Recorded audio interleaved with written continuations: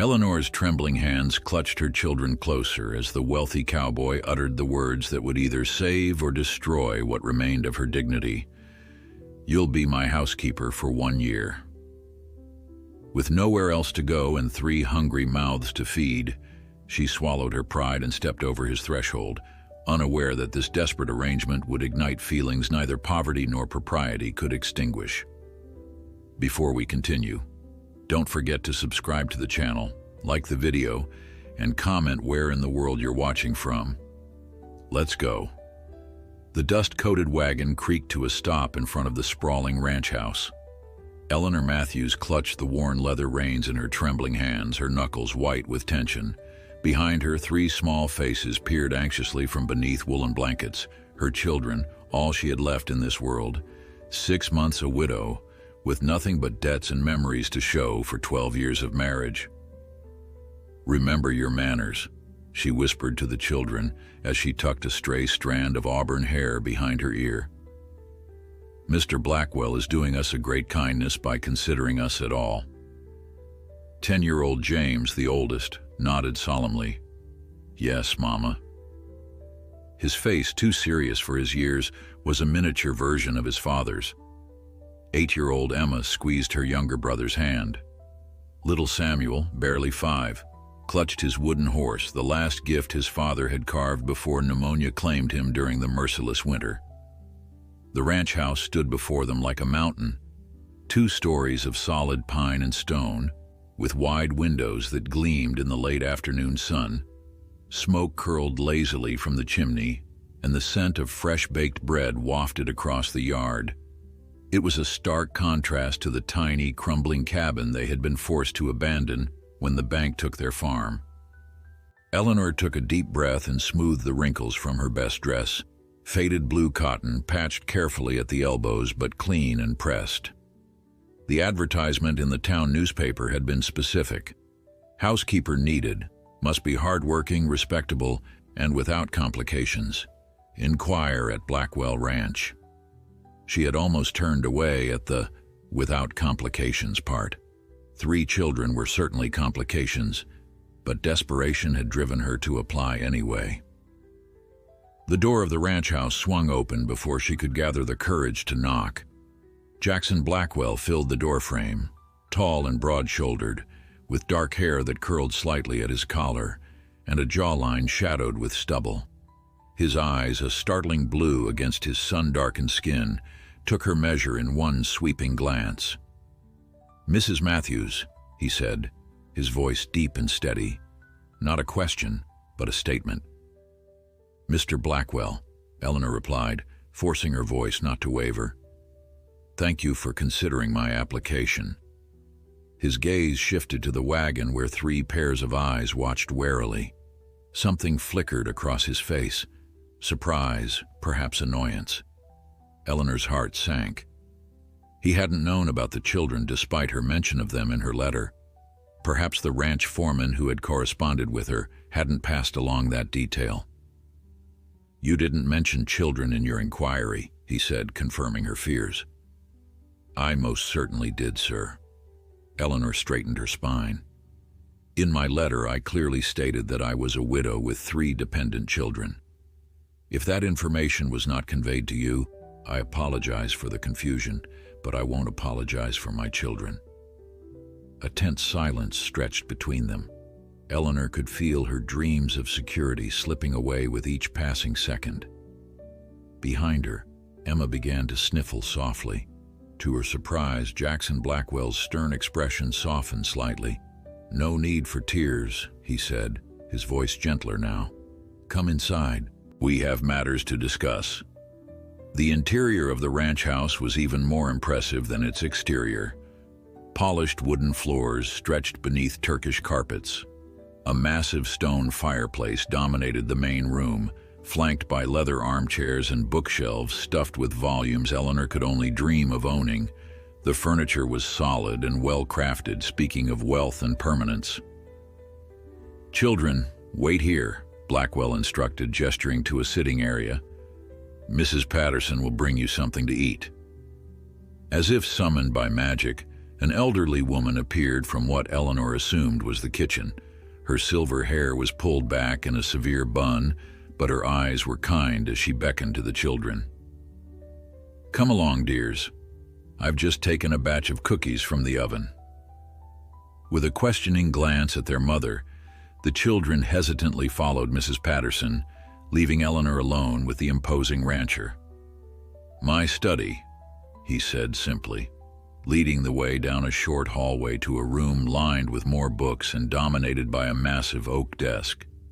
He gestured for her to sit in a leather chair across from him. "I'll be direct, Mrs. Matthews," he said once they were seated. "I need a housekeeper. My ranch keeps me too busy for domestic concerns, and Mrs. Patterson is getting on in years. She can no longer manage this house alone." "I understand, sir. I'm a hard worker, and He held up a hand, silencing her. "Let me finish. The position I advertised was for a single housekeeper, not a family. This complicates matters." Eleanor's chest tightened. "My children are well behaved and can earn their keep. James is old enough to help with chores, and Emma is already skilled with a needle.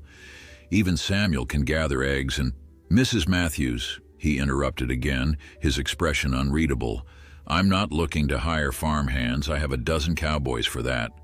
"Then we won't trouble you further," Eleanor said, rising to her feet with the last shreds of her dignity. "Thank you for your time." "Sit down," he commanded not unkindly. "I haven't finished." Reluctantly, she lowered herself back into the chair. "Your situation is unfortunate," he continued, "and I find myself in a predicament as well. This ranch needs more than just cleaning and cooking. It needs—" He paused, seeming to search for the right words. "It needs a woman's touch, a sense of order and propriety." Eleanor waited, uncertain where this was leading. "I have a proposition for you, Mrs. Matthews," he said finally. "You'll be my housekeeper for 1 year. You and your children will have the east wing of the house, 3 bedrooms, a sitting room, your own washroom.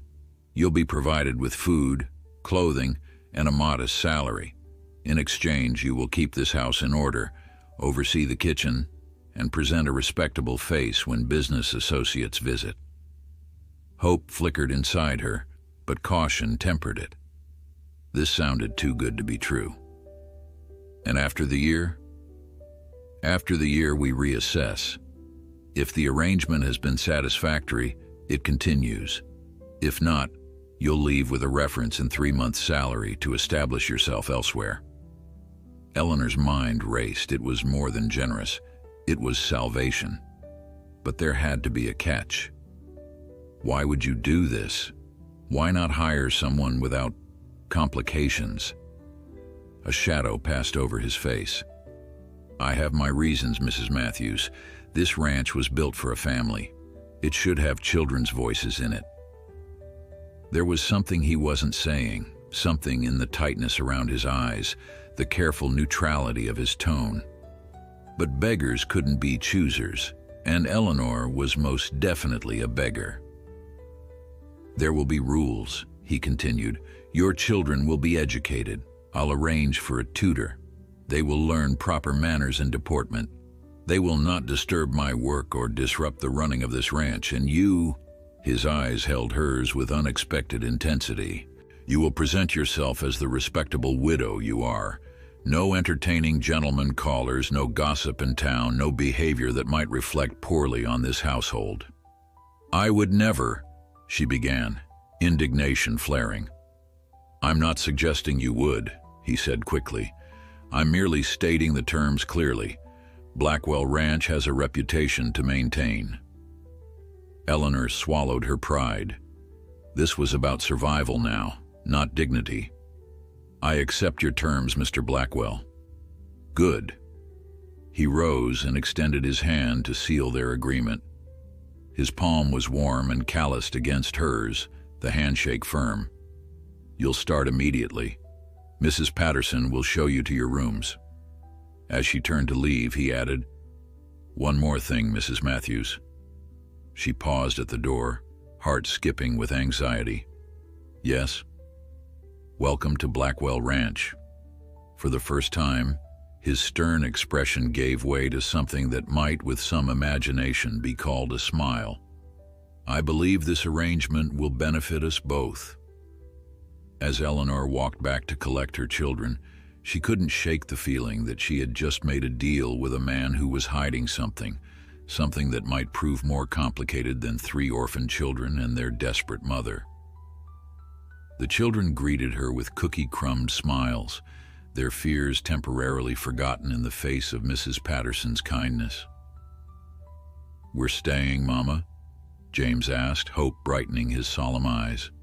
"Yes, dear," Eleanor replied, trying to infuse her voice with a confidence she didn't entirely feel. "For a year at least. This is our home now." As she spoke the words, Jackson Blackwell appeared in the doorway, his tall frame silhouetted against the late afternoon light. His gaze met hers across the room, and something unspoken passed between them, an acknowledgement that their lives were now inextricably linked by this strange bargain. For better or worse, Eleanor Matthews and her children were now part of Blackwell Ranch. Only time would tell if she had saved her family or made the biggest mistake of her life. The east wing of Blackwell Ranch exceeded anything Eleanor could have imagined.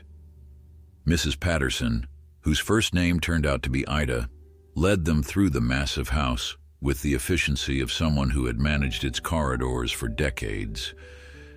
"Mr. Blackwell's quarters are in the west wing," she explained, her voice crisp but not unkind. "You're not to disturb him there unless specifically requested. The central areas, dining room, main parlor, library, are shared spaces, though he rarely uses them except when entertaining business associates." The children walked silently behind Eleanor, eyes wide as they took in the polished banisters, crystal chandeliers, and oil paintings in gilded frames. This was a far cry from their humble farmhouse with its dirt floors and leaky roof. "These will be your rooms," Mrs. Patterson announced, opening a door to reveal a sitting room decorated in soft blues and creams. "Bedrooms through those doors. Master bedroom for you, Mrs. Matthews, and 2 others for the children. Bathroom is fully modern. Mr. Blackwell spared no expense when he built this place 5 years ago." "It's beautiful," Eleanor whispered, overwhelmed by the luxury. Even in her best days as a farmer's wife, she had never lived in such surroundings. "It's practical," Mrs. Patterson corrected, though a smile softened her features. "Mr. Blackwell believes in efficiency. Modern plumbing is efficient. Comfortable furnishings make for productive staff. It's not sentiment that guided these choices." Eleanor nodded. Though she privately thought the delicate floral curtains and hand-painted ceramic wash basin spoke of more than mere efficiency. "Your trunks will be brought up shortly," Mrs. Patterson continued. "Dinner is at 6 sharp. Mr. Blackwell takes breakfast at 5:30, but the children may eat later if necessary. You'll start your duties tomorrow. I'll show you the routines then." She paused, her expression softening slightly. "They're good children." It wasn't a question, but Eleanor answered anyway. "They are. They've endured much, but they've never lost their kindness." Mrs. Patterson nodded approvingly. "Children reflect their raising. Mr. Blackwell will appreciate well-mannered young ones." She lowered her voice. "He's not as hard as he seems, Mrs. Matthews. Life has taught him caution, that's all." Before Eleanor could ask what she meant, Mrs. Patterson was heading for the door. "Rest now. Tomorrow comes early at Blackwell Ranch." Left alone with her children, Eleanor sank onto a velvet-upholstered settee, suddenly exhausted. The journey from their failed farm had taken 3 days of hard travel, and the emotional strain of their uncertain future had drained what little energy she had left. "Mama, are we rich now?" Samuel asked, climbing onto her lap. Eleanor smiled, stroking his soft blonde curls. "No, darling, we're working here. This house belongs to Mr. Blackwell, not to us." "But we get to stay here?" Emma pressed, running her fingers over the spines of leather-bound books arranged on a small shelf. For a year, Eleanor confirmed, if we work hard and mind our manners. James had wandered to the window, which overlooked the sprawling ranch grounds. There must be 100 horses in those paddocks, he said, voice tinged with awe. And cowboys. Real cowboys, Mama. For the first time in months, Eleanor saw genuine excitement in her eldest child's eyes. Since Robert's death, James had tried so hard to be the man of the family, carrying burdens no 10-year-old should have to bear. Perhaps here, he could remember how to be a boy again. "Why don't you all explore your rooms while I unpack?" she suggested. "Remember, we're guests here, so treat everything with respect." As the children scattered, Eleanor moved to the window where James had stood. The view was breathtaking. Rolling grasslands stretching to distant mountains, cattle grazing in lush pastures, horses running in fenced paddocks. In the distance, cowboys on horseback herded cattle toward the barn complex. And walking among them, his tall figure unmistakable even at a distance, was Jackson Blackwell. He moved with the confidence of a man who knew his place in the world. Even from here, she could see how the ranch hands deferred to him, how the very atmosphere seemed to shift when he gave directions. This was a man accustomed to command. What had Mrs. Patterson meant about life teaching him caution? And why would such a man, clearly wealthy beyond Eleanor's comprehension, choose to bring a widow and 3 children into his home? The woman's touch explanation seemed flimsy at best. A knock at the door interrupted her thoughts. 2 ranch hands carried in their meager trunks, placing them carefully by the master bedroom door. "Thank you," Eleanor said, reaching for her purse to offer a tip, then stopping when she realized how inappropriate that would be. These men worked for Mr. Blackwell, not her. "No trouble, ma'am," the older of the 2 said, touching his hat respectfully. "Boss says anything you need, just ask." After they left, Eleanor opened the largest trunk and began unpacking their clothes, pitifully few for 4 people. Most of Robert's things had been sold to pay for medicine during his illness. What remained were carefully mended dresses for herself and Emma, sturdy trousers and shirts for James, and clothes Samuel had mostly outgrown. She hung their garments in the massive cedar wardrobe, their sparse collection barely filling a quarter of the available space. Tomorrow she would need to launder everything. The journey had left their clothes dusty and travel-worn, hardly appropriate for their new surroundings. Eleanor paused when she came to the one luxury she had allowed herself to keep, her wedding dress of ivory silk, now yellowed with age, but still beautiful.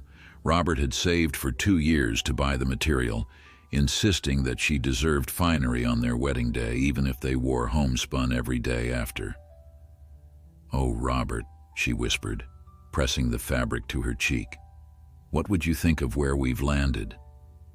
She could almost hear his laugh, see the crinkles around his kind eyes. "You always land on your feet, Ellie girl," he would have said. "Like a cat, but prettier." Eleanor carefully refolded the dress and placed it at the bottom of the wardrobe. That life was over. Now she was housekeeper to a wealthy rancher who had, for reasons still unclear, taken in her and her children. At precisely 6 o'clock, a small bell chimed somewhere in the house. Dinner. Eleanor quickly helped the children wash their hands and faces, smooth their hair, and straighten their clothes as best she could. "Remember," she instructed as they walked toward the dining room, "speak only when spoken to. Use your napkin, not your sleeve, and no elbows on the table." The dining room was impressive but not ostentatious. A massive oak table that could seat 12, comfortable chairs upholstered in dark leather, a crystal chandelier casting warm light over bone china and silver flatware. Jackson Blackwell stood at the head of the table, his expression unreadable as they entered. "Mrs. Matthews," he acknowledged with a slight nod. His gaze moved to the children, assessing them with those penetrating blue eyes. and the young Matthewses. Please be seated. Eleanor guided her children to the chairs Mrs. Patterson indicated. To her surprise, instead of being relegated to the far end of the table, they were seated relatively near Blackwell himself, Eleanor to his right, James beside her, with Emma and Samuel across from them. We observe formal dining at Blackwell Ranch, he explained as Mrs. Patterson and a young maid served the first course, a rich beef soup with fresh baked bread. Not out of pretension, but because civilization is maintained through small disciplines. The meal progressed with minimal conversation. Jackson asked a few polite questions about their journey, and James surprised Eleanor by answering confidently when asked about the farm they had lost. It was good land, sir, her son said, his small face serious, but the drought last year took most of our crops, and then father, got sick. Without him to work it, there wasn't much hope. Something flickered in Jackson's eyes, respect perhaps. A hard lesson for a young man, he said quietly, but an important one. The land gives, and the land takes away. A man's worth isn't measured by what he owns, but by how he faces adversity. It was the most personal statement he had made since their arrival, and Eleanor found herself studying him with new interest. Perhaps there was more to Jackson Blackwell than the stern businessman he presented to the world. As the dessert plates were cleared away, a delicious apple tart that had even Samuel sitting up straight and using his fork properly, Jackson cleared his throat. Mrs. Matthews, I'll need to speak with you in my study after the children are settled. Say, 8 o'clock? Eleanor nodded, anxiety fluttering in her stomach. Of course, Mr. Blackwell. Had she or the children done something wrong already? Or was there more to this housekeeper arrangement that he hadn't explained? Either way, she would soon find out what Jackson Blackwell really wanted from the widow and 3 children he had so unexpectedly welcomed into his home. 8 o'clock found Eleanor standing outside Jackson Blackwell's study, her hand poised to knock. She had changed into her one good dress, a navy blue cotton with only one carefully mended tear near the hem, and pinned her hair into a simple but neat bun. Whatever this meeting entailed, she was determined to present herself with dignity. She drew a deep breath and knocked. "Enter," came the deep voice from within. The study looked different in the evening light. Oil lamps cast a warm glow over the oak-paneled walls, and a fire crackled in the stone hearth. Jackson sat not behind his imposing desk, but in one of 2 leather armchairs flanking the fireplace.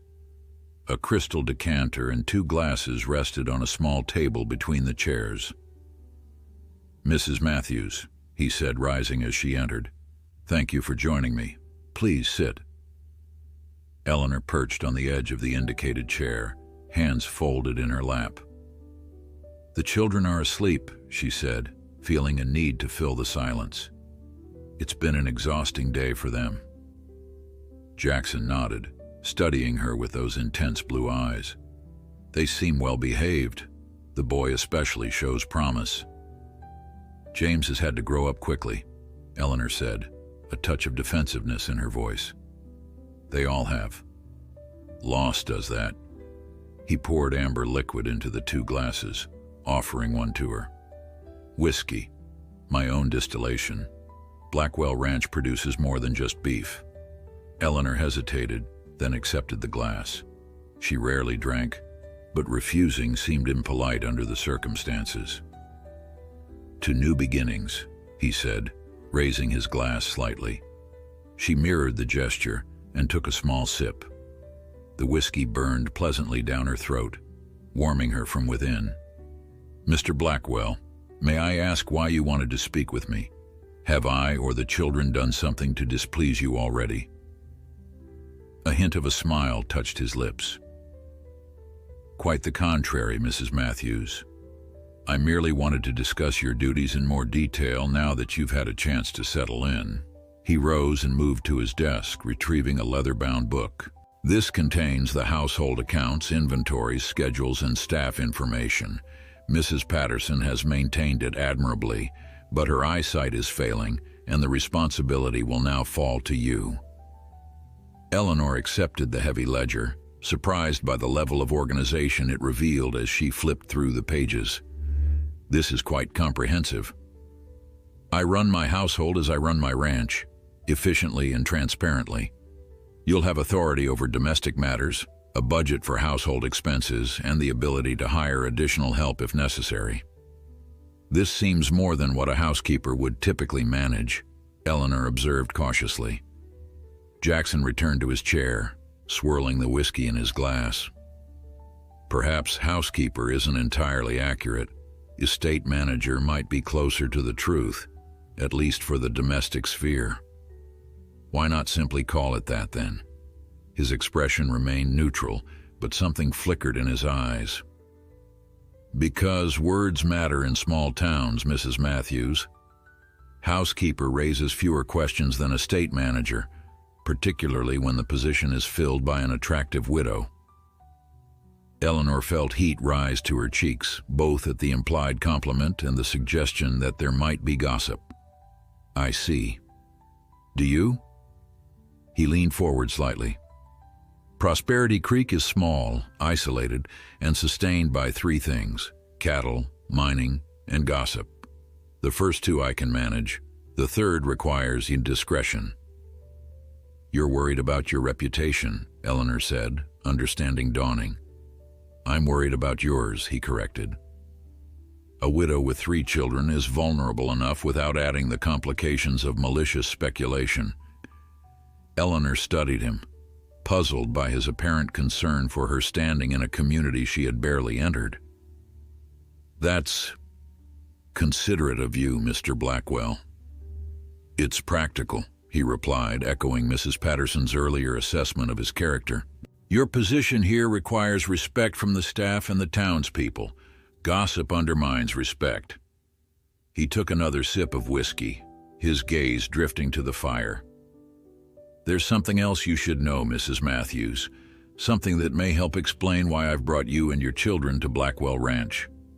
Eleanor waited, tension coiling in her stomach. I'm not well liked in Prosperity Creek, he said finally. I've made enemies, both in business and personal matters. Having a family and residence, even one that's here in a professional capacity, changes how people perceive this ranch and by extension me. You're using us as a shield, Eleanor said, more surprised than offended. I prefer to think of it as mutual benefit, he replied. You need security and a fresh start. I need to soften my image in the community. Eleanor considered this. It was manipulative, certainly, but also honest in its way. And the children? How do they factor into this arrangement? Something changed in his expression, a softening perhaps, or a moment of vulnerability quickly masked. Children have a way of making a house into a home. This place has been, he paused, searching for words, empty, for too long. There was a story there, Eleanor was certain, but Jackson Blackwell clearly wasn't ready to share it. There's one more thing, he continued, his tone shifting back to business-like efficiency. Starting next week, you'll accompany me to town for Sunday services and community events. People need to see us together, to understand that Blackwell Ranch is now home to a respectable family, not just a reclusive rancher and his cowboys. You want me to play a role? Eleanor said quietly. I want you to be exactly who you are, a dignified widow managing my household. Nothing more, nothing less. He met her gaze directly. Can you do that, Mrs. Matthews? Could she? The arrangement was becoming more complex by the minute. She had come seeking employment as a housekeeper and found herself cast as some kind of respectable facade for a man with mysterious enemies and an image problem. And yet, what choice did she have? Her children were sleeping in real beds for the first time in months. They had eaten better tonight than they had since Robert fell ill. The alternative was returning to a life of desperate uncertainty, watching her children grow thinner and more withdrawn with each passing day. "Yes, Mr. Blackwell," she said finally. "I can do that." He nodded, seemingly satisfied. "Good. There's one more matter to discuss." He reached into his desk drawer and withdrew an envelope, which he handed to her. "Your first month's salary in advance. You'll find it more generous than we initially discussed."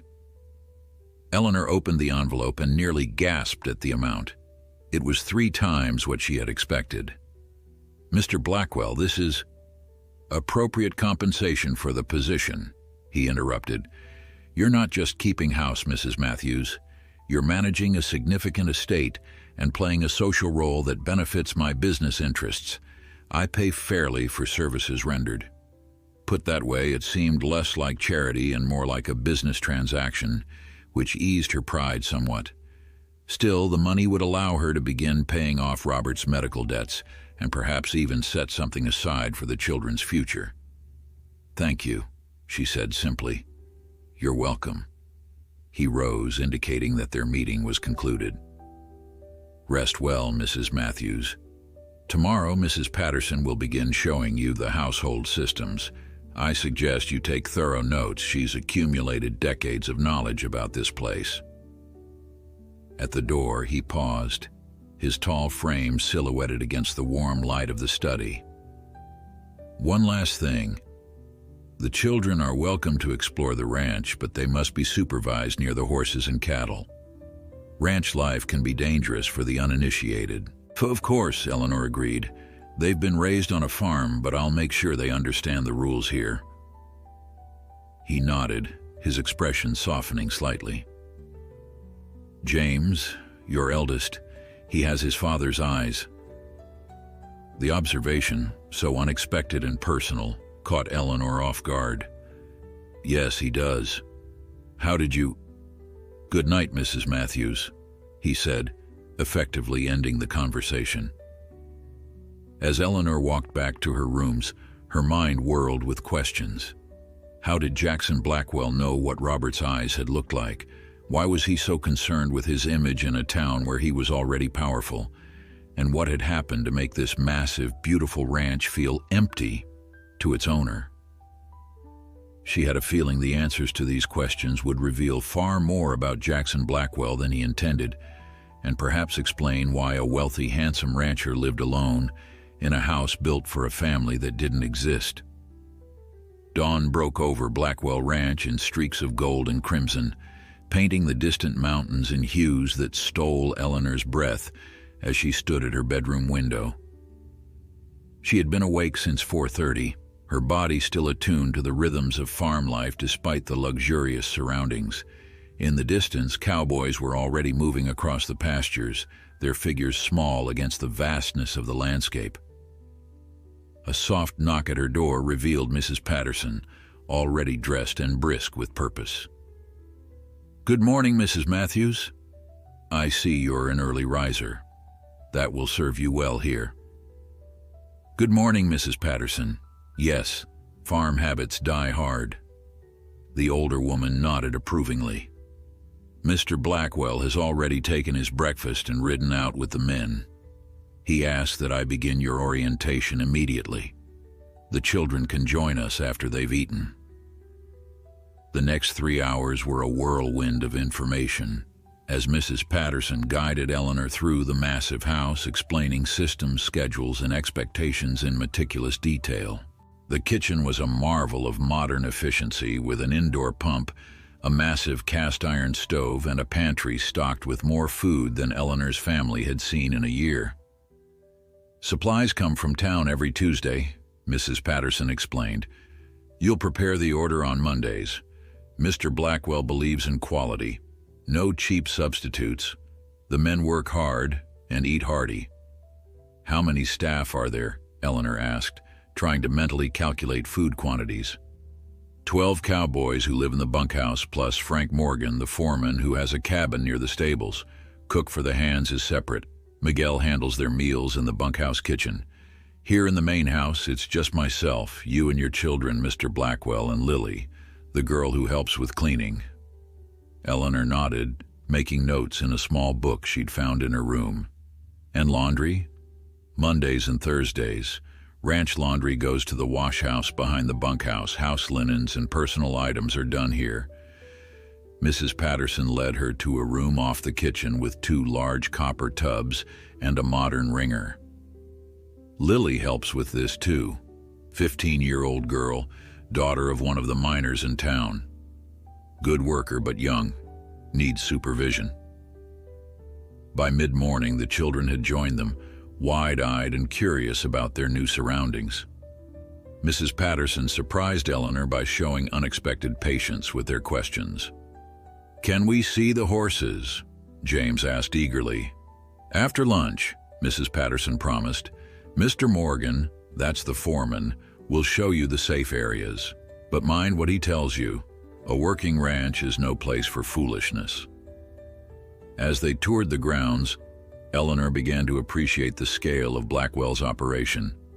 The main house sat on a gentle rise, giving it commanding views of the surrounding ranch. To the east lay the bunkhouse, stables, and various outbuildings. Beyond stretched pastures where hundreds of cattle grazed. To the west, pine forests climbed the foothills toward the mountains, providing timber and game. A stream ran through the property, widening into a small lake near the house. "It's like its own little kingdom," Eleanor murmured. "That's exactly how Mr. Blackwell sees it," Mrs. Patterson replied. "Self-sufficient, independent, answering to no one but himself. And yet he's concerned about his reputation in town?" Mrs. Patterson gave her a shrewd look. "He told you about that, did he?" "He mentioned having enemies." The older woman snorted softly. "That's putting it mildly. The Prescotts have had it in for him since he arrived 5 years ago. They owned the largest ranch in the territory until Mr. Blackwell came, and then there's Judge Holloway, who expected Mr. Blackwell to marry his daughter." "Mr. Blackwell was engaged?" Eleanor asked, surprised. "Never officially. The judge assumed his daughter's beauty and his own position would be enough to secure the match. Mr. Blackwell had other ideas." Mrs. Patterson's expression grew somber. "That's not my story to tell, though. Just know that Prosperity Creek has its factions, and not everyone celebrates Mr. Blackwell's success." After lunch, true to her word, Mrs. Patterson introduced the children to Frank Morgan, the ranch foreman. He was a weathered man in his 50s, with kind eyes and a no-nonsense manner that immediately earned James's respect. "So you want to see the horses, do you?" he asked, looking down at the 3 children. "Ever ridden before?" "I rode our plow horse sometimes," James said, "before we lost him." Morgan nodded. "Well, that's something. Come along then. We'll start with the gentler mounts." Eleanor watched nervously as her children followed the foreman toward the stables. "They'll be safe with him." "Frank's raised 4 boys of his own," Mrs. Patterson assured her. "He knows how to keep young ones in line without breaking their spirit. Now let's continue with the household accounts while they're occupied." By late afternoon, Eleanor's head was swimming with information, but she felt more confident about her ability to manage the household. The systems Blackwell had established were logical and thorough, and Mrs. Patterson was a patient teacher despite her stern demeanor. They were reviewing the household budget when the sound of hoofbeats drew them to the window. Jackson Blackwell was returning with several cowboys, all dusty from a day's work. Eleanor couldn't help but notice how he sat his horse with natural grace, his broad shoulders silhouetted against the late afternoon sky. As if sensing her gaze, he looked up toward the house, their eyes meeting briefly before Eleanor stepped back from the window, oddly flustered. "He cuts quite a figure, doesn't he?" Mrs. Patterson observed with a knowing glance. "Half the unmarried women in the territory have set their caps for him, but he keeps his distance." "I'm not interested in Mr. Blackwell that way," Eleanor said quickly. "Our arrangement is purely professional." "Of course it is," the older woman replied, though her tone suggested she had her own thoughts on the matter. Now about the household budget. Dinner that evening was a livelier affair than the previous night. The children, excited from their afternoon with the horses, eagerly recounted their adventures to a surprisingly attentive Jackson. "And Mr. Morgan said I have a natural seat," James reported proudly. "He let me ride Daisy all by myself in the corral." "Daisy's a good mount for beginners," Jackson agreed. "Gentle but not lazy. You'll need to learn on a horse that responds to proper commands, not just one that follows the horse in front of it." "Can I learn too?" Emma asked, her usual shyness forgotten in her excitement. "All children at Blackwell Ranch learn to ride," Jackson said firmly. "It's a necessary skill out here." Eleanor felt a surge of gratitude at his inclusion of her children in ranch life. "That's very generous of you, Mr. Blackwell." He met her gaze across the table. "Not generosity, Mrs. Matthews, practicality. In this country, not knowing how to ride can be a death sentence." The meal continued pleasantly until a ranch hand interrupted with news that required Jackson's immediate attention. A break in the fence line that had allowed several valuable bulls to wander onto neighboring property. "Prescott land?" Jackson asked sharply. "Yes, sir," the cowboy confirmed. "Mr. Prescott himself sent word. Says he'll hold them until morning, but he'll expect me to come groveling to retrieve them." Jackson finished, his expression darkening. "Saddle my horse, I'll handle this personally." "Now?" Eleanor asked before she could stop herself. "It's nearly dark."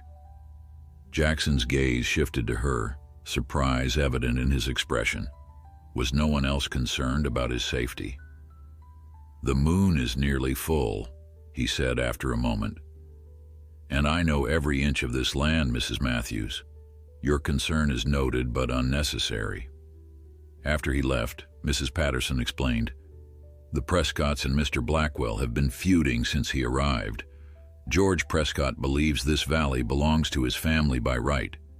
He takes any opportunity to provoke Mr. Blackwell." "Surely a few stray bulls aren't worth risking a night ride," Eleanor said. "It's not about the bulls," Mrs. Patterson replied. "It's about refusing to show weakness. Out here, that's how a man loses everything." Later, as Eleanor tucked her children into bed, she found herself listening for hoofbeats, for any sign of Jackson's return.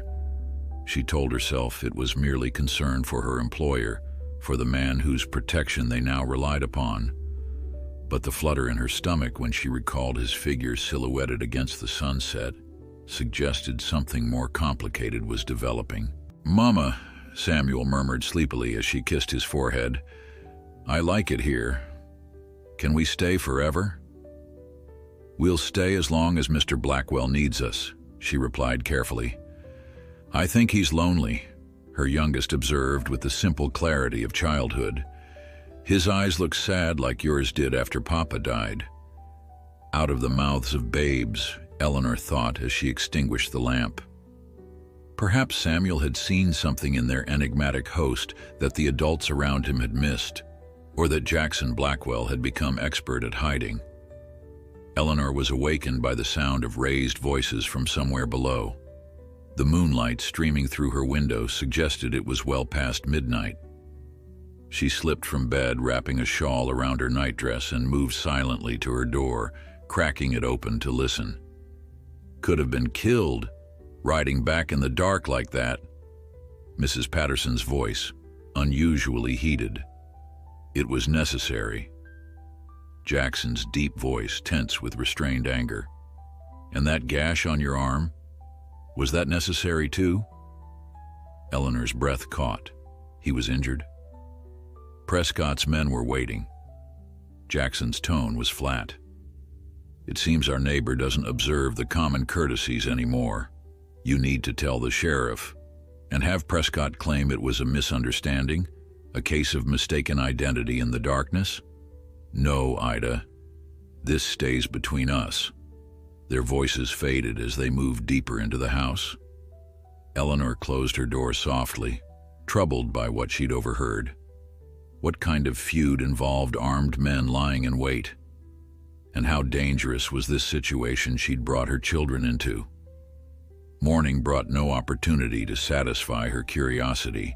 Jackson had already ridden out by the time she came downstairs, and Mrs. Patterson was tight-lipped about the previous night's events.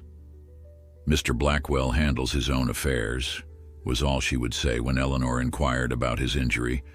"Best you focus on yours, Mrs. Matthews." The next few days fell into a rhythm as Eleanor learned the intricacies of managing Blackwell Ranch. The household ran with military precision, meals served at exact times, laundry folded to specific dimensions, silver polished until it gleamed like mirrors. Yet there was comfort in the routines, a security Eleanor hadn't felt since Robert's illness began. The children thrived in the open spaces of the ranch. James spent every possible moment at the stables, learning from Frank Morgan and the other cowboys. Emma discovered a talent for needlework under Mrs. Patterson's tutelage. Even Samuel seemed to stand taller, his perpetual cough easing in the clean mountain air. Jackson himself remained an enigma.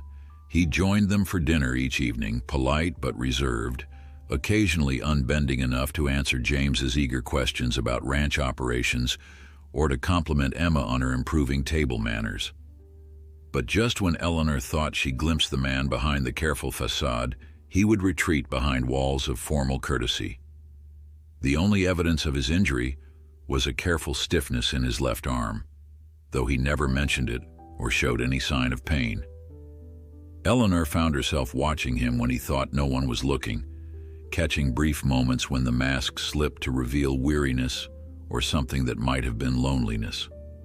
Sunday arrived bright and clear, bringing with it Jackson's reminder that they would attend church services in town. "The buckboard will be ready at 9, he informed Eleanor over breakfast. "The children should wear their best clothes." Eleanor hesitated. "Mr. Blackwell, I should mention, our best is very simple. We haven't had the means for new clothes since my husband's death." Something flickered in his eyes, not pity but understanding. "There's a package in the front parlor that may help with that." The package contained 4 boxes, each labeled with their names. Inside Eleanor's was a dress of deep green wool, simply cut but made of finer material than she had worn in years. The children's boxes held similarly appropriate clothing, a proper suit for James, a pretty blue dress for Emma, and a smaller suit for Samuel. "Mr. Blackwell had these sent from Denver," Mrs. Patterson explained, seeing Eleanor's confusion. "He said proper church clothes were a business expense, considering your role here." Eleanor fingered the soft wool of the dress, torn between gratitude and discomfort at accepting such personal gifts. "It's very kind, but it's practical," Mrs. Patterson interrupted, echoing Jackson's frequent refrain. "Appearances matter in Prosperity Creek. Now, let's get you all dressed. First impressions are critical." Prosperity Creek proved to be larger than Eleanor had expected. A proper town with wooden sidewalks, a 2-story hotel, several saloons, and various businesses catering to the surrounding ranches and mines. The church sat at the north end of Main Street, its white steeple gleaming in the morning sun. Their arrival caused a stir that Eleanor felt rather than saw. Sideways glances, whispered comments behind gloved hands, the subtle shifting of the congregation to better observe the newcomers. Jackson guided them to a pew near the front, his hand briefly touching the small of Eleanor's back, in a gesture that felt both protective and possessive. "That's Clara Holloway and her father, the judge in the front pew," he murmured close to her ear. "The silver-haired man by the window is George Prescott. His son Thomas is beside him." Eleanor nodded slightly, taking note of the key players in Jackson's complicated relationship with the town. Clara Holloway was strikingly beautiful, with golden hair arranged in an elaborate style that spoke of Eastern finishing schools.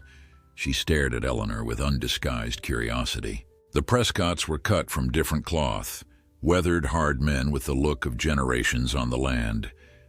The elder Prescott's gaze, when it landed on Jackson, contained pure hatred. After the service, Jackson guided Eleanor and the children through the expected socializing with a hand at her elbow and a practiced smile that never quite reached his eyes. He introduced Eleanor to key townspeople as Mrs. Matthews, who is managing my household, the careful phrasing neither suggesting impropriety nor revealing the complexity of their arrangement. Most received them politely, if with obvious curiosity. Judge Holloway was coolly civil, his daughter more openly hostile. "How convenient for you to find help so quickly after Mrs. Patterson announced her retirement," Clara said, her voice sweet but her eyes sharp as she assessed Eleanor. "And with 3 children, you must be very capable, Mrs. Matthews." "I'm fortunate that Mr. Blackwell values efficiency," Eleanor replied evenly. "Children learn responsibility young on a farm." Clara's perfect smile tightened. "Of course, though Blackwell Ranch is rather more than a farm, isn't it?" Before Eleanor could respond, they were interrupted by George Prescott, whose bulk seemed to fill the church vestibule as he approached. "Blackwell," he said, ignoring Eleanor completely. "My men found another break in your north fence this morning. Sloppy ranching leads to sloppy boundaries." Jackson's posture stiffened, though his expression remained neutral. "Strange how the damage always occurs on your side of the property, Prescott, almost as if someone wanted my cattle to stray." Prescott's weathered face darkened. "You suggesting I'd sabotage your fences, boy?" "I'm suggesting nothing," Jackson replied coolly, merely noting a pattern. The tension between the men was palpable, crackling like lightning before a storm. Eleanor instinctively drew the children closer. "Your father understood respect," Prescott said, his voice dropping to a dangerous growl. "Shame he didn't live to teach it to you." Something dangerous flashed in Jackson's eyes, but his voice remained steady. "My father understood many things, including the difference between earned respect and fear tactics. If you'll excuse us, Mrs. Matthews and I were just leaving." Outside, Jackson helped them into the buckboard with careful courtesy that belied the tension Eleanor could feel radiating from him. The children, sensing the adult undercurrents, remained unusually quiet on the ride home. "I apologize for that unpleasantness," Jackson said finally as the town receded behind them. "Prescott has been trying to drive me off this land since I inherited it." "Inherited?" Eleanor asked. "I thought you built Blackwell Ranch yourself." He glanced at her, something unreadable in his expression. "The main house and current operation, yes, but the land has been in my family for 2 generations. My father was the first Blackwell in this valley." "Mr. Prescott seemed to know your father." Jackson's hands tightened on the reins. They had history. It was clearly all he intended to say on the matter, but it added another piece to the puzzle of Jackson Blackwell, a man with deeper roots in Prosperity Creek than he had initially implied, and with a family history that somehow entwined with the Prescotts in ways that had left a legacy of bitterness. As they approached the ranch, Eleanor found herself studying his profile against the afternoon sky. The strong jaw, the hint of silver at his temples, the lines around his eyes that spoke of both laughter and hardship. What had shaped this complex, contradictory man who lived in a house built for a family but surrounded himself with carefully maintained solitude? And why, despite all her practical intentions, did she find herself increasingly drawn to the mystery of him? As May turned to June, the rhythms of ranch life began to feel like second nature to Eleanor. She rose with the sun, supervised the household with growing confidence, and watched her children flourish in ways she had feared they never would after Robert's death. James was learning to ride and rope under Frank Morgan's careful tutelage. Emma had befriended Lily, the young maid, and the 2 girls spent their free time sewing or exploring the gardens. Samuel, always the most sensitive of her children, followed Jackson around like a devoted puppy whenever the rancher was within sight. For his part, Jackson seemed to tolerate the boy's admiration with surprising patience. Eleanor often caught him answering Samuel's endless questions or showing him how to whittle a stick with his pocket knife. These glimpses of gentleness made the hard, reserved man who negotiated cattle prices and faced down enemies even more of an enigma. Their Sunday trips to town became a regular ritual, with Eleanor gradually meeting more of Prosperity Creek's residents. Some, like the storekeeper Mr. Abernathy and his wife, were genuinely welcoming. Others clearly viewed her with suspicion, particularly the unmarried women who had set their sights on Jackson Blackwell before her arrival. "Don't mind them," Mrs. Abernathy advised after Clara Holloway had made a particularly cutting remark about Eleanor's convenient position at the ranch. "They're just green with envy, seeing you and those beautiful children settled at Blackwell Ranch when Jackson has kept everyone at arm's length for years." "There's nothing between Mr. Blackwell and myself," Eleanor protested. "It's a professional arrangement, nothing more." Mrs. Abernathy's knowing smile suggested she had her own opinions on the matter. "Of course, dear, just as my professional arrangement with Thomas Abernathy turned into 40 years of marriage and 6 children." Eleanor might have dismissed the comment entirely, if not for the changes she'd begun to notice in her own feelings. She found herself watching for Jackson's return each evening, taking extra care with the dishes he particularly enjoyed, and feeling an inexplicable flutter in her stomach when their hands accidentally brushed while passing the salt at dinner. It was ridiculous, of course. He was her employer, nothing more. A man whose wealth and position were so far above her own that any other type of relationship was unthinkable, yet she couldn't deny the growing awareness between them, a current of something unspoken that charged the air when they were alone together. One evening in late June, a sudden thunderstorm swept through the valley. Eleanor was in the library reviewing household accounts when Jackson entered, soaked to the skin from riding through the downpour. "Mr. Blackwell, you're drenched." She rose quickly, setting aside her ledgers. "Let me fetch you a towel." "No need to trouble yourself," he began, but she was already heading to the linen cabinet in the hall. When she returned, she found him standing by the fire, steam rising faintly from his wet clothes as the heat began to dry them. His usual composure was softened somehow, his dark hair curling damply against his neck, his white shirt clinging to the muscled contours of his chest and shoulders. Eleanor swallowed hard and held out the towel. "You'll catch your death if you don't dry off properly." "My mother used to say the same thing," he replied, taking the towel with a brief smile, "though I doubt a little rain ever killed a healthy man." "Perhaps not, but pneumonia certainly has." The words slipped out before she could stop them, and she saw understanding dawn in his eyes. "Like your husband," he said quietly. She nodded, memories of Robert's final struggling breath suddenly vivid. "It started with just a cough. We thought it was nothing. He'd always been so strong. By the time we realized how serious it was, the infection had taken hold in his lungs. The doctor said there was nothing to be done except make him comfortable." Jackson's expression softened with genuine sympathy. "I'm sorry, Eleanor." It was the first time he had used her given name, and the intimacy of it sent an unexpected warmth through her. "Thank you," she managed. "It's been difficult, but the children and I are managing. Thanks in large part to your generosity." "It's not generosity," he said, his usual refrain, but his tone lacked its typical firmness. "Nevertheless," she replied, "we're grateful." A comfortable silence fell between them as he dried his hair and face. Eleanor knew she should excuse herself. It wasn't proper to remain alone with him in this setting, with the rain drumming against the windows and the fire casting intimate shadows across the room. Yet she found herself reluctant to leave.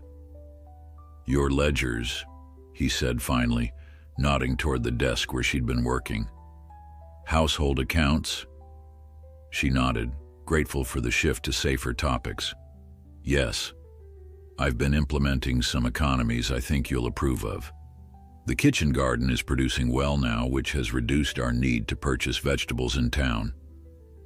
You've taken to ranch management with impressive skill, he observed, moving to examine her neat columns of figures.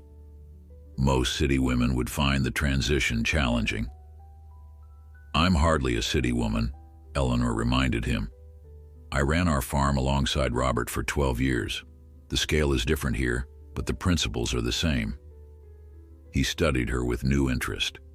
You continue to surprise me, Mrs. Matthews. Eleanor, she said impulsively, if I'm to call you Jackson, at least in private, then you should use my given name as well. Something flickered in his eyes. Surprise, perhaps pleasure. Eleanor, he repeated, as if testing the sound of it. It suits you. Strong, but graceful. The compliment brought heat to her cheeks, and she busied herself reorganizing papers that needed no organizing. Will you join us for dinner? The children were asking for you earlier. I'd be delighted, he replied, once I've changed into something dry. Later that evening, after the children were in bed, Eleanor found herself back in the library, unable to sleep despite the long day. The storm had passed, leaving behind a freshly washed world and a sky brilliant with stars. She stood at the window, gazing out at the moonlit landscape, when a sound at the door made her turn. Jackson stood there, similarly sleepless, a book in his hand. I apologize for disturbing you, he said. I often read here when I can't sleep. Please don't let me keep you from your routine, she said quickly. I was just leaving. Stay, he said, the word somewhere between a command and a request. If you'd like to. She hesitated, then nodded, settling into one of the comfortable chairs by the now banked fire. He took the opposite chair, opening his book, but not immediately reading. What keeps you awake tonight? He asked after a moment. Eleanor considered deflecting with a polite answer, but something about the quiet intimacy of the hour encouraged honesty. Memories, mostly. Robert's birthday would have been tomorrow. Jackson nodded, understanding in his eyes. The anniversaries are the hardest. You speak from experience, she asked gently. He was silent for so long that she thought he wouldn't answer. When he finally spoke, his voice was low, almost as if he were talking to himself. My wife, Catherine, died 6 years ago, along with our unborn child. The admission hung in the air between them, heavy with implications. Eleanor felt pieces of the puzzle that was Jackson Blackwell clicking into place. The house built for a family, his solitary existence, the hint of deep grief she sometimes glimpsed in his eyes. I'm so sorry, she said softly. I didn't know you were widowed. Few people do, he replied. It happened before I came to Prosperity Creek. I don't speak of it often. What was she like? Eleanor asked, then immediately regretted her boldness. Forgive me, that's too personal.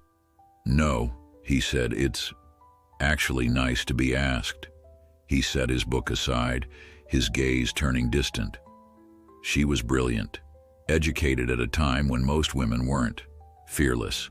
She loved adventure. It's why we planned to come west together to build something of our own. She would be proud of what you've accomplished, Eleanor said gently. A shadow crossed his face. Perhaps, though I sometimes wonder if any of this was worth the cost. Before she could ask what he meant, he seemed to gather himself, closing the door on that glimpse of vulnerability. It's late, he said, rising from his chair. We should both try to sleep. At the door, he paused, looking back at her with an expression she couldn't quite interpret. Thank you, Eleanor. For what? For making this house feel like a home again.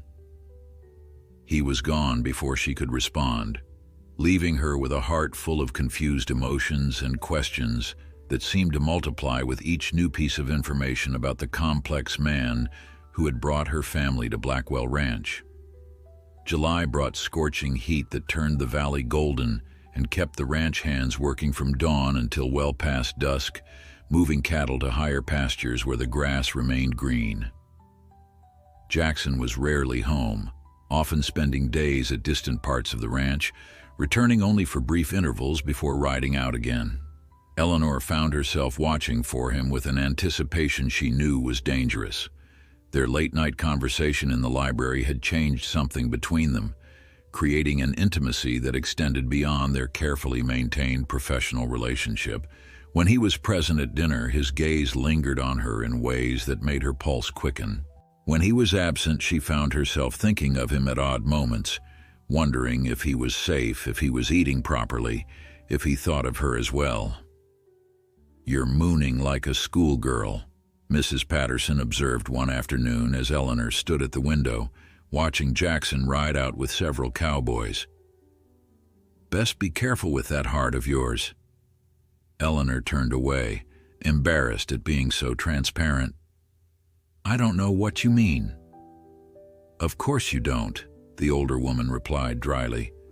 "Just like I don't know what it means when he asks about you 3 times a day when he's away, or how he keeps finding reasons to pass by whichever room you're working in." "He's simply being courteous to his housekeeper," Eleanor protested, though her traitorous heart leapt at Mrs. Patterson's words. And I suppose it's courtesy that has him carving that rocking horse for Samuel's birthday, or checking James's writing progress with Frank every day, or ordering that parcel of hair ribbons for Emma that arrived yesterday. Eleanor hadn't known about any of these things, and the knowledge that Jackson was paying such careful attention to her children made something warm unfurl in her chest. "He's been kind to all of us," she said carefully.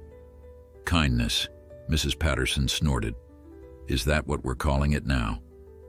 Before Eleanor could formulate a response, the sound of approaching hoofbeats drew their attention back to the window. A rider was coming fast, too fast for safety, his horse lathered with sweat. Eleanor recognized one of the younger ranch hands, barely 18 and usually cheerful. Now his face was tight with urgency. "Something's wrong," she murmured, already moving toward the door. She reached the porch just as the young cowboy pulled his horse to a sliding stop. "Mrs. Matthews, is the boss here?" "He rode out to the north pasture an hour ago," Eleanor replied. "What's happened, Billy?" "Prescott's men cut the fence by the East Creek," Billy said, his voice tight with anger. "Drove about 30 head of our prime cattle onto their land. Mr. Morgan sent me to fetch the boss." Eleanor's mind raced. This wasn't just another boundary dispute. This was outright theft. "Billy, ride to the north pasture and find Mr. Blackwell. Mrs. Patterson will prepare supplies while you're gone." The authority in her voice seemed to steady the young man. He nodded sharply. "Yes, ma'am. Anything else he should know?" Eleanor hesitated, then made a decision. "Tell him I said to bring the sheriff this time. This isn't a matter for private resolution anymore." As Billy galloped away, Mrs. Patterson appeared beside her. "You're taking a lot on yourself giving orders like that." "Someone needs to," Eleanor replied. "This feud has gone on long enough. Next time it might not be just cattle they take." The older woman studied her with newfound respect. "You might be right at that. I'll get supplies ready. Food, ammunition, medical kit." "Medical kit?" Eleanor asked sharply. Mrs. Patterson's expression was grim. "Prescott's men don't usually draw iron, but it never hurts to be prepared." The next few hours were the longest of Eleanor's life. She kept the children occupied with indoor activities, not wanting them to witness the preparations underway or to worry about what was happening. James, perceptive as always, knew something was wrong but didn't press when she deflected his questions. It was nearly dusk when Jackson returned, a thundercloud of rage barely contained behind his usually controlled expression. With him rode Frank Morgan, several cowboys, and, to Eleanor's relief, Sheriff Davis, a steady-eyed man she'd met briefly in town. She met them in the yard, conscious that the children might be watching from the windows. "The men are fed and supplies are packed," she said without preamble. "Mrs. Patterson prepared the guest room for Sheriff Davis if he's staying." Jackson's gaze met hers, surprise and something like admiration flickering in his eyes. "Thank you, Eleanor," he said, his voice pitched for her ears alone. "You've handled this well." "What happens now?" she asked. "Now," the sheriff interjected, "we ride to Prescott's ranch and have a civilized conversation about the rule of law in this county." His tone suggested the conversation might be less than civilized if George Prescott proved difficult. Jackson dismounted, handing his reins to one of the cowboys. "I need a word with Mrs. Matthews," he said. "We'll leave in 20 minutes." He guided Eleanor toward the house with a light touch at her elbow, waiting until they were in the privacy of his study before speaking again. "Billy says you were the one who suggested involving the sheriff." She lifted her chin, prepared to defend her decision. It seemed the sensible course. This can't continue escalating. To her surprise, he nodded. "You're right. I should have done it months ago. Pride, I suppose. Wanting to handle my own problems." "There's no shame in seeking proper authorities," she said gently. "It's not weakness to use the systems society has established for exactly these situations." A ghost of a smile touched his lips. "How did you get so wise?" "Experience," she replied simply. "And watching my husband nearly get himself killed trying to handle everything alone." His expression sobered. "I'll be careful, Eleanor." "See that you are," she said, surprising herself with her boldness. "There are people here who depend on you now." Something shifted in his gaze, an intensity that made her breath catch. "I know," he said softly.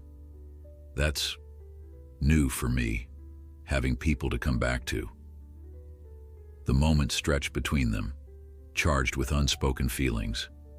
Eleanor found herself acutely aware of how alone they were, of how close he stood, of the way his eyes had darkened as they held hers. "Jackson," she began, not entirely certain what she meant to say. "Don't," he said quietly. "Not now. When I come back, when this is settled, then we'll talk about what's happening between us." So he felt it too, this growing connection that defied their careful boundaries. The acknowledgement sent warmth spreading through her. "I'll hold you to that," she said. "I'm counting on it."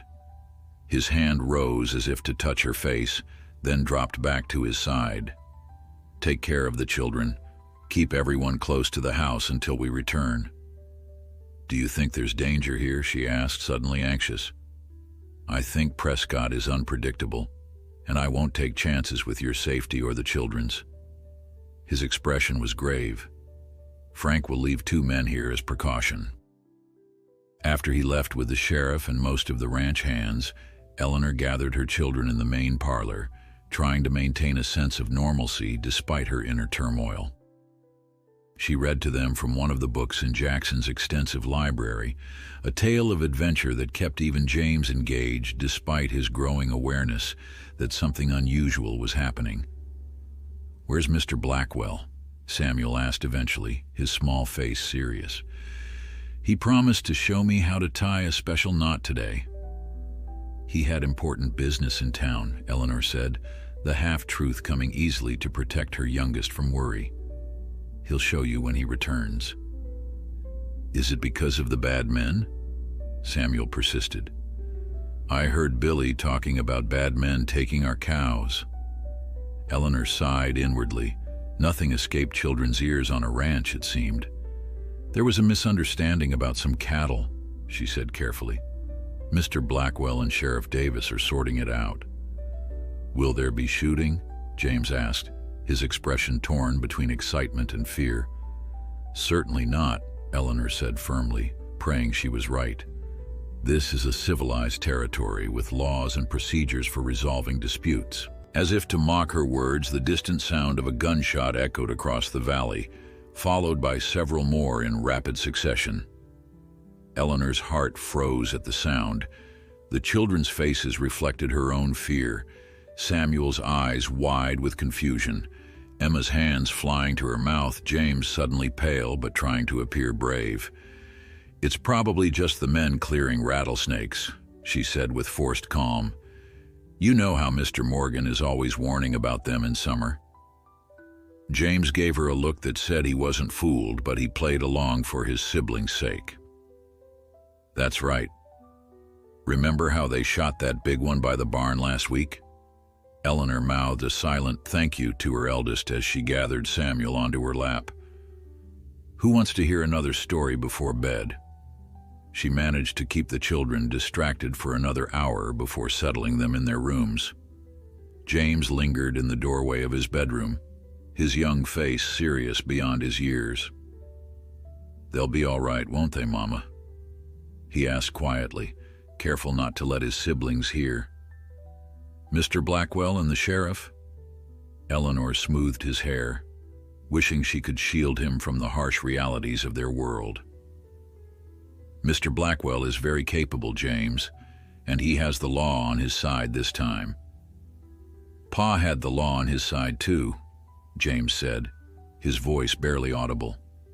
"When the bank took our farm, didn't help him much."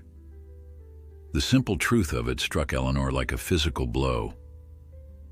"This is different," she said, though she wasn't entirely sure how.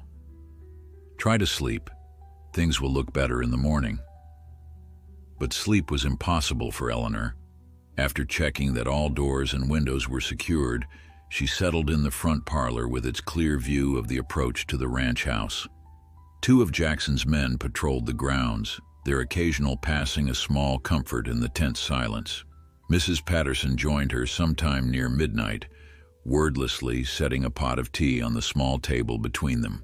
"No sense in both of us losing sleep," Eleanor said, though she was grateful for the company. "Wouldn't sleep anyway," the older woman replied. "Never do when there's trouble. Been that way since my Harold was alive." Eleanor looked at her with new interest. In all their time together, Mrs. Patterson had rarely mentioned her late husband.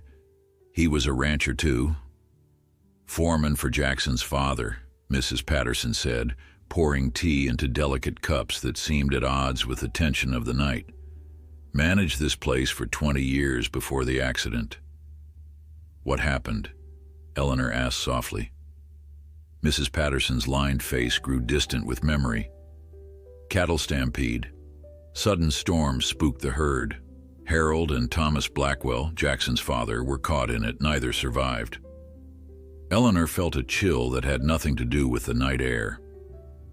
"How old was Jackson then?" 22.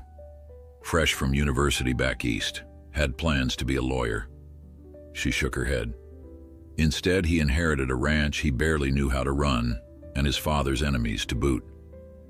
The Prescotts, among others.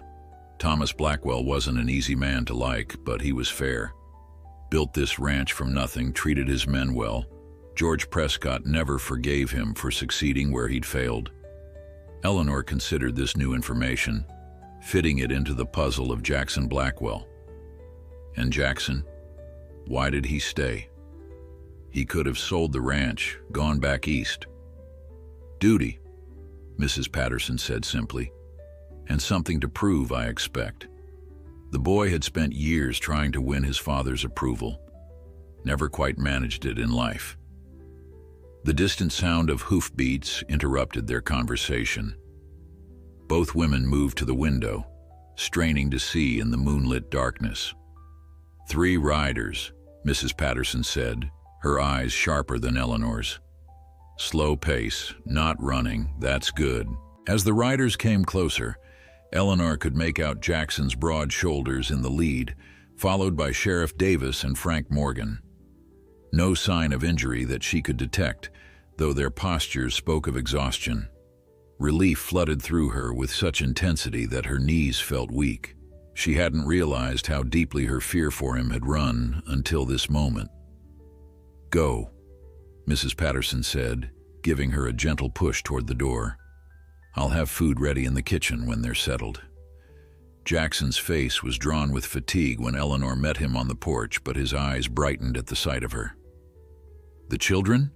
he asked immediately. "Safe and asleep," she assured him. "What happened?" "We heard shots."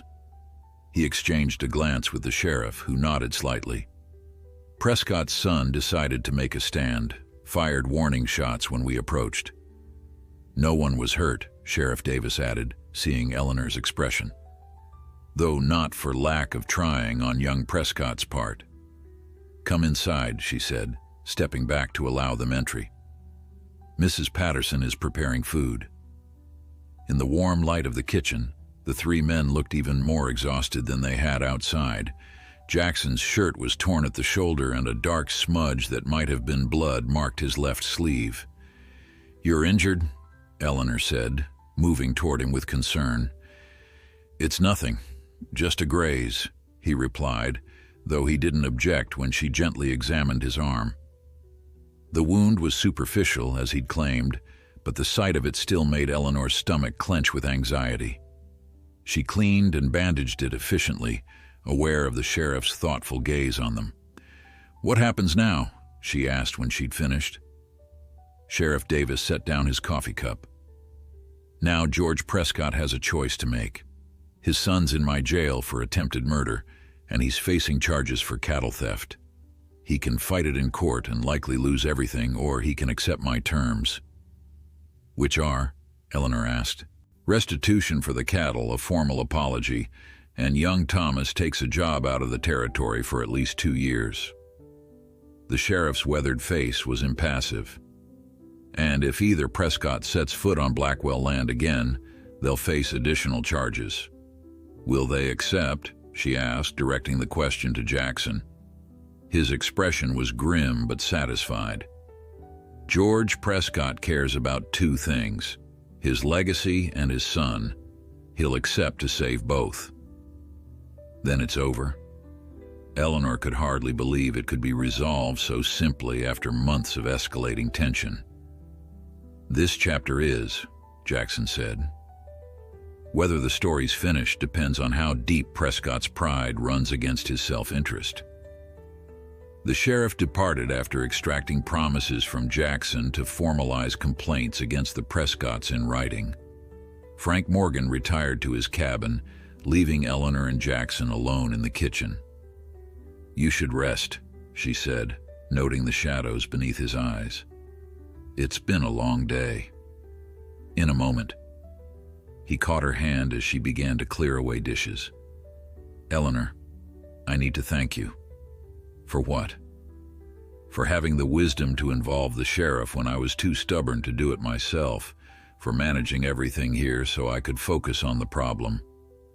His thumb traced small circles on her wrist, sending warmth up her arm. "For giving me something worth protecting beyond mere property."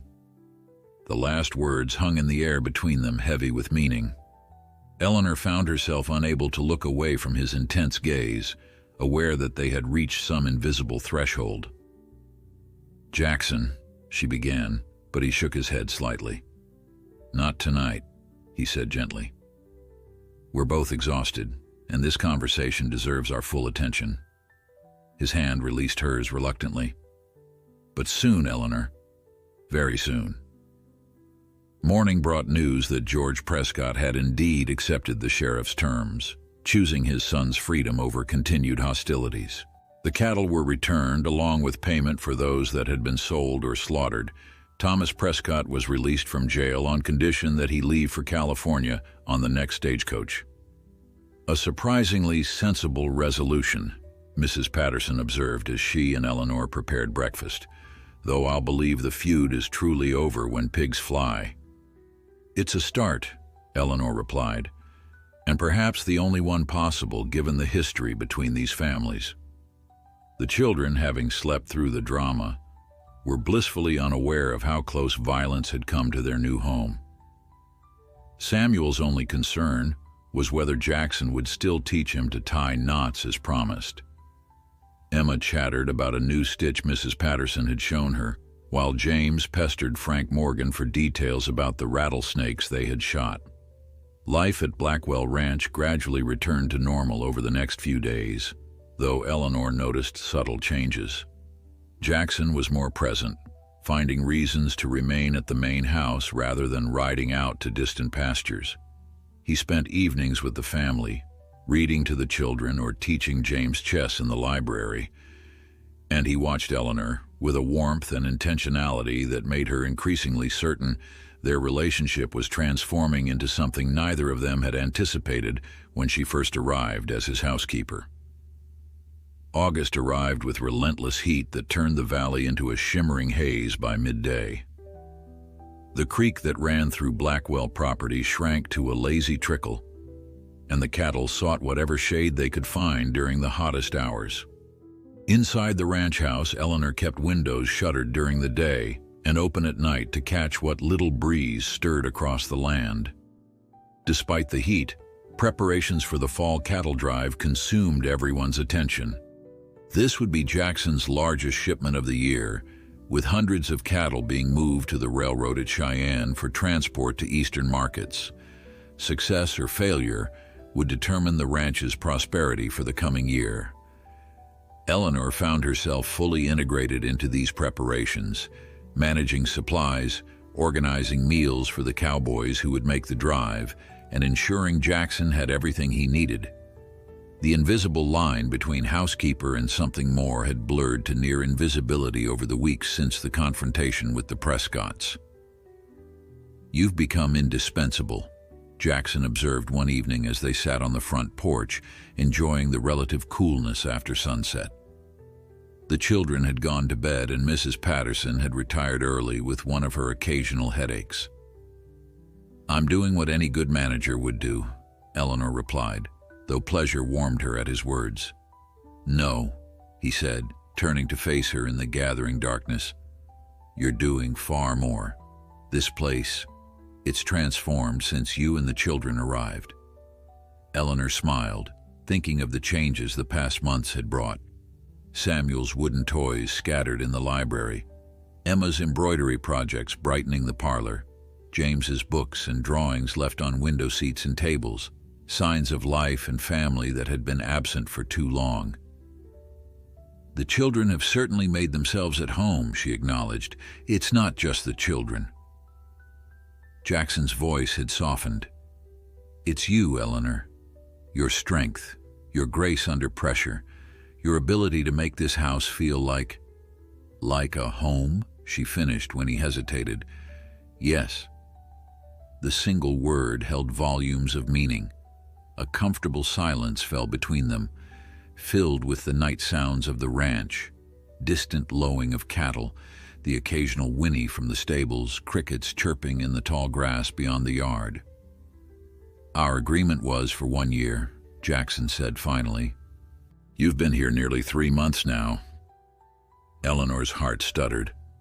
Was he leading up to ending their arrangement early? Had she misread the growing warmth between them? "Yes," she said carefully. "Has my work been unsatisfactory?" He turned to her, surprise evident even in the dim light. "Quite the opposite.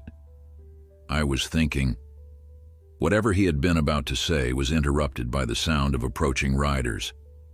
Jackson rose, instantly alert, his hand moving to the pistol he'd taken to wearing since the confrontation with the Prescotts. "Stay here," he instructed, moving toward the steps. 2 riders came into view, their horses moving at an easy walk that suggested no emergency. As they drew closer, Eleanor recognized Sheriff Davis and another man she didn't know, tall and formally dressed despite the heat, with the bearing of someone accustomed to authority. "Evening, Blackwell," the sheriff called. "Sorry to disturb you so late. Judge Wilson here insisted on seeing you tonight."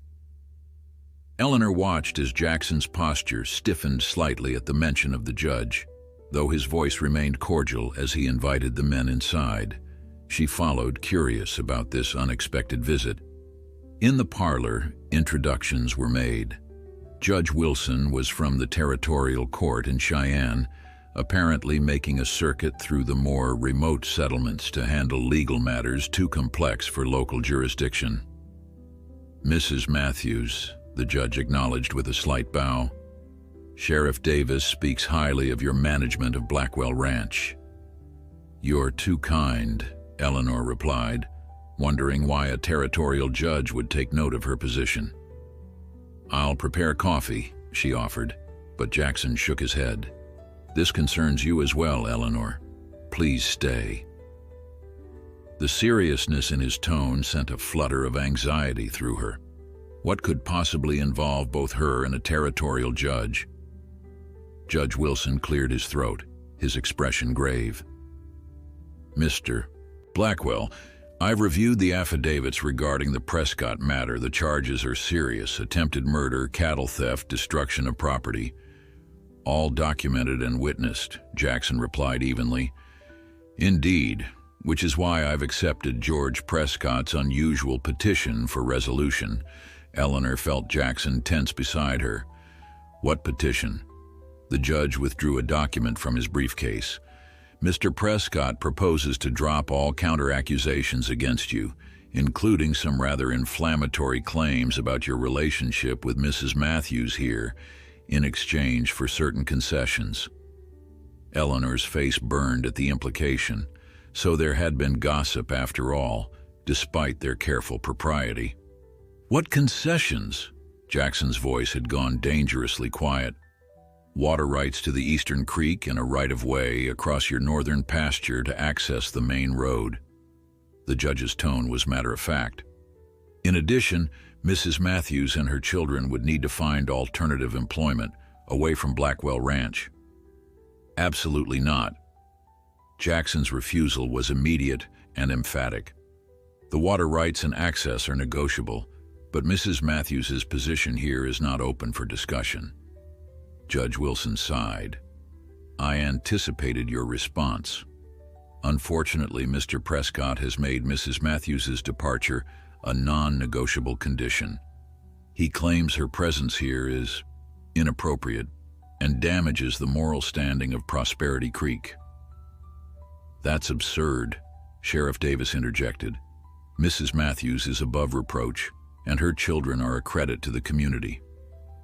Nevertheless, the judge continued, without this concession, Mr. Prescott intends to file formal complaints about the nature of Mrs. Matthews's employment, which would necessitate a public hearing on the matter. Eleanor felt sick. A public hearing would mean humiliation for her and the children, regardless of the outcome. The mere suggestion of impropriety would be enough to taint their reputation in this small community. This is blackmail, Jackson said, his voice tight with controlled anger. It's legal maneuvering, Judge Wilson corrected. Distasteful, perhaps, but within his rights. Eleanor found her voice at last. May I ask why Mr. Prescott is so concerned about my position here? What possible interest could he have in my employment? The three men exchanged glances that told Eleanor there was more to this story than they were sharing. Mrs. Matthews, the judge said carefully, are you aware that your late husband's farm bordered Prescott land before the bank foreclosure? Eleanor nodded slowly. Yes, though we had little interaction with the Prescotts. Robert kept to himself mostly.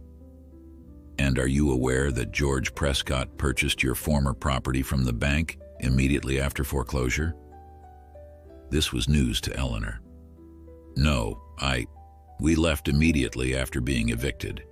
I didn't know who acquired the land. Judge Wilson's expression was sympathetic but firm. It seems Mr. Prescott views your current position as some sort of alliance against him, particularly given the recent confrontation. He believes Mr. Blackwell hired you specifically to aggravate an old grudge. That's ridiculous, Eleanor protested. I'd never even met Mr. Blackwell before applying for this position. Hadn't you? The judge asked mildly. Sheriff Davis indicated that Mr. Blackwell specifically requested information about your situation after your husband's death. Eleanor turned to Jackson, confusion and a sense of betrayal washing over her. Is that true? His expression was unreadable, but she saw something like resignation in his eyes. Not exactly as it sounds, he said quietly. I knew of your husband, yes, And when I heard of his passing, I made inquiries. Why? The single word held all her hurt and confusion. Perhaps, Sheriff Davis interjected gently, this is a conversation best had in private. Judge Wilson nodded. I'll need your response to Prescott's offer by tomorrow noon, Mr. Blackwell, though I strongly advise considering it carefully. A public hearing would be unpleasant for all concerned, particularly Mrs. Matthews and her children. After the visitors departed, Eleanor stood in the parlor, arms wrapped around herself, as if for protection. You knew who I was when I came here, she said, her voice barely above a whisper. All this time, you've let me believe our meeting was chance. Jackson ran a hand through his hair, his expression pained. Eleanor, please let me explain. Your husband saved my life, Jackson said, his voice quiet in the stillness of the parlor. During a flash flood 3 years ago, I was inspecting the boundary line near your farm when the creek rose suddenly. My horse panicked, threw me. I hit my head on a rock. Eleanor sank into a chair, trying to process this unexpected revelation. Robert never mentioned this. He wouldn't have, Jackson said, a sad smile touching his lips. He refused any reward or recognition, said any decent man would have done the same. That sounds like Robert, Eleanor whispered, memories of her husband's humble nature flooding back. Jackson moved to the window, gazing out at the night. I tried to keep an eye on your family after that, discreetly. When I heard about his illness, I sent the doctor from town, paid him to provide whatever care was needed. Dr. Winters, Eleanor said, understanding dawning. He never asked for payment. I assumed he was being charitable. Then when the bank foreclosed, I was away in Denver on business. By the time I returned, you'd already left town. Jackson turned to face her. I had the sheriff make inquiries, learned you were seeking work. When Mrs. Patterson mentioned retiring, it seemed providential. Eleanor studied him, emotions warring within her, hurt at the deception, confusion about his motives, a strange sort of wonder at the connection that had existed without her knowledge. Why not simply tell me this when I arrived? Would you have accepted the position if you'd known it came from charity rather than your own merit? He asked gently. She considered this. Probably not, she admitted. My pride was all I had left after losing Robert and the farm. Exactly. He moved closer, though he didn't touch her. Eleanor, I never intended to deceive you. I merely wanted to repay a debt I owed your husband, to ensure his family was cared for as he had cared for a stranger. And the Prescotts? How do they fit into this? Jackson's expression darkened. George Prescott has spent years trying to consolidate power in this valley. He bought your farm hoping to expand his holdings toward my property. When you came to work for me instead of leaving the territory, he saw it as a deliberate challenge. So his demand that I leave is about control and revenge, nothing more. Jackson knelt beside her chair, finally taking her hands in his. Eleanor, I won't let him hurt you or the children, but I need you to trust me to handle this. She looked into his eyes, searching for any further deception. No more secrets, Jackson. If we're to face this together, I need to know everything. No more secrets, he agreed, starting now. By morning, Eleanor had reached a decision. After ensuring the children were occupied with their lessons, she sought out Jackson in his study. I've been thinking about Judge Wilson's visit, she began without preamble, about George Prescott's demands. Jackson looked up from his papers, wariness in his expression. I won't agree to send you away, Eleanor. That's not open for negotiation. I know, she said, taking a seat across from him. But perhaps there's another solution, one that would satisfy the legal requirements while allowing us to remain together. His brow furrowed. I'm listening. Marry me, she said simply. Jackson stared at her, clearly caught off guard. What? Prescott's objection is to my position as your housekeeper, the supposed impropriety of it. If I were your wife instead, that objection becomes meaningless. Eleanor, he said, his voice rough with emotion, I won't have you marry me out of desperation or gratitude. Is that what you think this is? She rose and moved around the desk to stand before him. Jackson, these past months have shown me what kind of man you are. Honorable, kind, generous. You've given my children security and hope for the future. You've given me a second chance at happiness. He stood slowly, his eyes never leaving hers. Are you saying? I'm saying that I love you, she interrupted, the words finally spoken aloud after weeks of growing certainty in her heart. I'm saying that what began as a practical arrangement has become something far more precious to me. And if you feel the same. His kiss cut off her words, gentle at first, then deepening as she responded. His arms encircled her, drawing her closer, and Eleanor felt as though she'd finally found home after a long journey. When they parted, his forehead rested against hers. I've been trying to find the courage to ask you for weeks, he admitted. I fell in love with your strength, your grace, your fierce protection of your children, but I feared you might feel obligated, given your position here. Never obligated, she assured him. Only grateful for the chance to know you, the real you, beyond the stern rancher everyone else sees. His smile transformed his face, erasing years of solitude and grief. Then yes, Eleanor Matthews, I will marry you. Not to silence George Prescott, but because I want to build a life with you and your children, our children if you're willing to share them with me. The territorial judge performed the ceremony 3 days later in the Blackwell Ranch parlor, with Mrs. Patterson, Sheriff Davis, and Frank Morgan as witnesses. The children stood proudly beside their mother, James solemn in his Sunday best, Emma radiant in a new dress, and Samuel clutching the wooden horse Jackson had carved for him. By the authority vested in me by the territory of Wyoming, Judge Wilson proclaimed, I now pronounce you husband and wife. As Jackson kissed her, Eleanor heard the judge add quietly to Sheriff Davis, I believe this resolves Mr. Prescott's complaint about impropriety. Sometimes the simplest solutions are the most effective. Later, at the small reception Mrs. Patterson had arranged, the sheriff approached them with a telegram. Just arrived from Cheyenne, he said, handing it to Jackson. Thought you'd want to see it right away.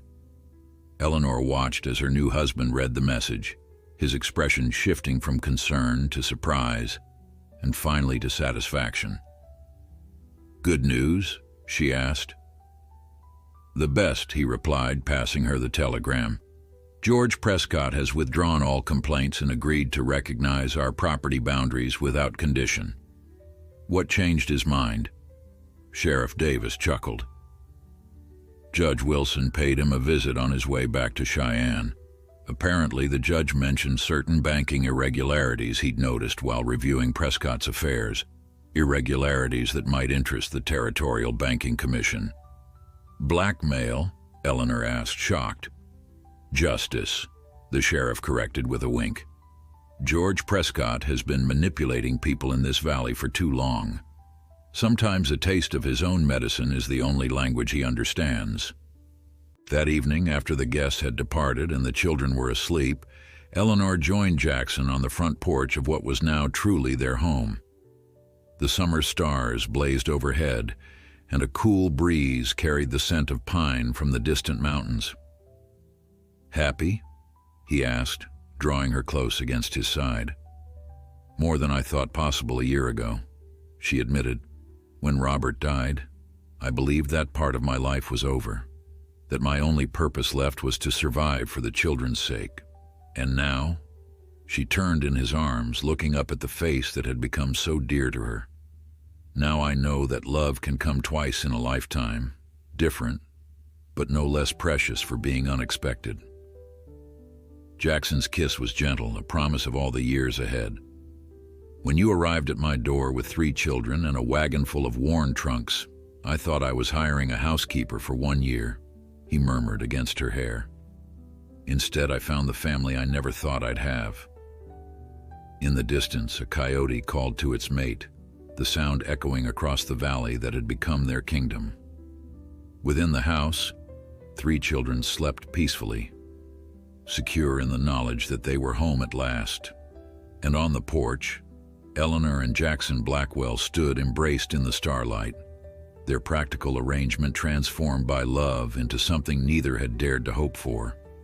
A second chance at happiness built on honesty, respect, and the courage to begin again.